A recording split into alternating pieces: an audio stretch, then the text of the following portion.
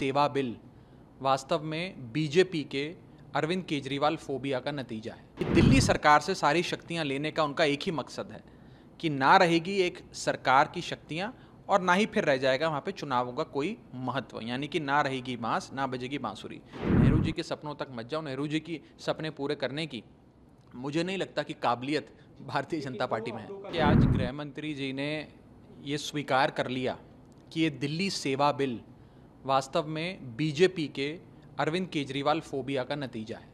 BJP को Kejriwal phobia की बीमारी है, उन्हें केजरीवाल से डर लगता है, जिसके चलते वो ये बिल लाए हैं। आज उन्होंने खुद सदन के भीतर, सदन के पटल पे अपनी ये बात रखी कि 2015 तक तो दिल्ली में सब ठीक था। 2015 के बाद जब से अरविंद केजरीवाल जी की सरकार बनी तो हमें ज़रूरत लगी कि हम सरकार से ये सारी शक्तियां ले लें। यानी कि उन्होंने ये बात सिद्ध कर दी कि ये दिल्ली सेवा बिल राजनीति से प्रेरित बिल है। और क्योंकि अरविंद केजरीवाल जी ने दिल्ली में बीजेपी का सुपड़ा साफ कर दिया है, बीजेपी की राजनीतिक ज़मीन खींच ली है, बीजेपी के दिल्ली इकाई के नेताओं को राजनीतिक तौर पे बेरोजगार बना दिया है, पॉलिटिकली अनएम्प्लॉयड उनको कर दिया है, उन्होंने ये सोचा कि अब सरकार से सारी शक्तियां ले लें।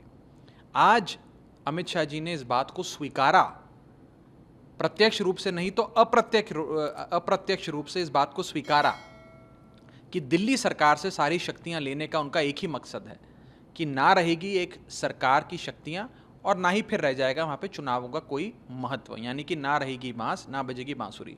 क्योंकि चुनाव वो जीत नहीं सकते अरविंद केजरीवाल से।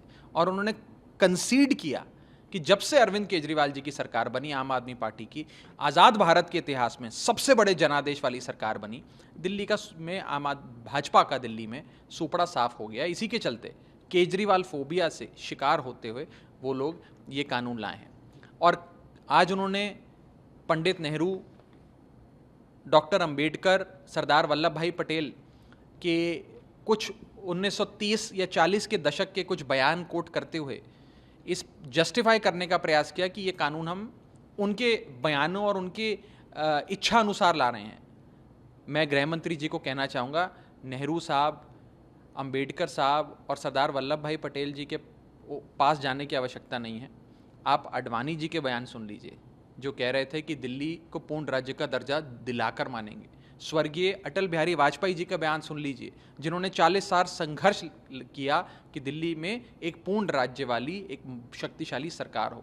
अपने ही नेता मदन लाल खुराना और साहिब सिंह वर्मा के बयान सुन लीजिए, जो लगातार कहते रहे कि दिल्ली में फुल स्टेट होना चाहिए, शक्तिशाली सरकार होनी चाहिए और दिल्ली के लोगों को अपना शक्तिशाली मुख्यमंत्री और शक्तिशाली सरकार चुनने की अथॉरिटी होनी चाहिए, राइट होना चाहिए, अधिकार होना चाहिए।